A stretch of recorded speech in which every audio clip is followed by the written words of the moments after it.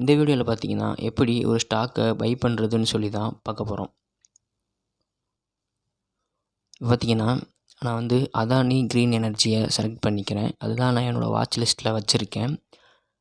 இதை பற்றி நீங்கள் அனலைஸ் பண்ணணும்னா இதோட ஓவர்வியூ, அதோட இந்த சார்ட்டில் பார்த்தீங்கன்னா ஆளை செலக்ட் பண்ணி இந்த கம்பெனி எப்போ ஸ்டார்ட் ஆகிருக்கு பார்த்தீங்கன்னா 2018 ₹42 ஸ்டார்ட் ஆகிருக்கு.